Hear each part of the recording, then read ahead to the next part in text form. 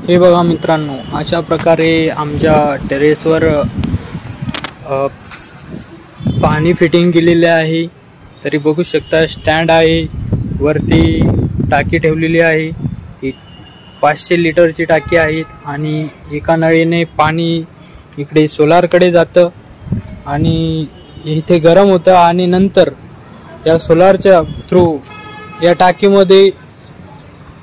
या टाकीमध्ये जातं आणि या टाकीमधून खाली आपल्या मुलांना पाणी जातं.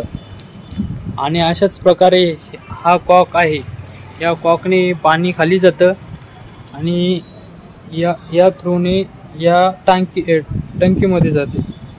आणि समोरच हे गरम झाल्यामुळे उन्हाने गरम होते आणि पाणी गरम होते, हीटिंग होते, त्यामुळं गरम पाणी होते.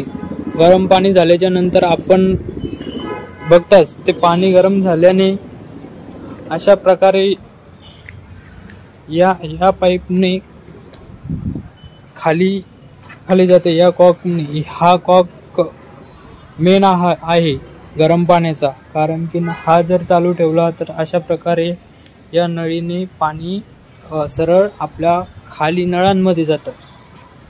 आणि हे बघू शकता. आणि याच्यानंतर थंड पाण्याची पण व्यवस्था केलेली आहे.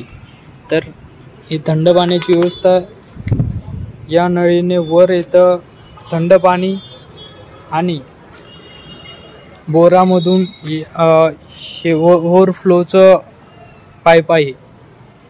बघू शकता आपण, ओव्हरफ्लोचा पाईप असल्यामुळे. आणि ही 1000 लिटरची टाकी आहे.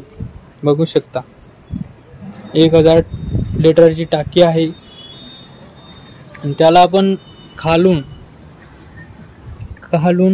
प्रेशरनं पाणी जाण्याकरता पाईप टाकलेला आहे. आणि तिकडे जर बघितलं तर अजूनही एक कॉक आहे.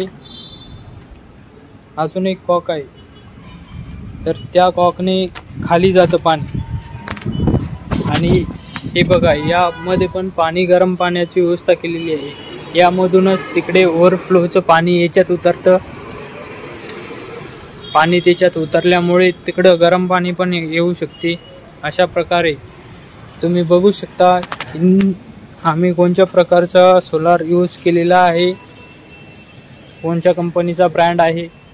आणि समोर बघू शकता एक मोठी लाईन पण गेलेली आहे. आणि तिथे पण बघू शकता समोरच्या बिल्डिंगवरती की कोणता सोलार यूज केलेला आहे तो आपल्याला दिसणार नाही, आपण हाच बघू शकतो. तर बघू शकता हे पाईप कशा प्रकारे आहे सोलारचे.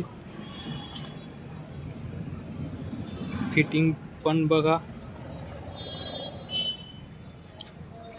पण बघू शकता तुम्ही कशा प्रकारे केलेली आहे. स्टँड पण बघू शकता. तुम्हाला पण अशाच प्रकारे करायचं असलं तर करू शकता. बघा, अशा प्रकारे सिस्टमॅटिक काम केलेलं आहे. आणि पाण्याची कमतरता कधीच भासत नाही यामुळे. हे पण बघू शकता.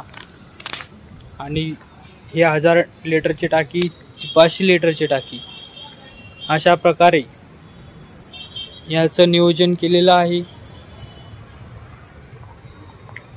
बघू शकता आपण.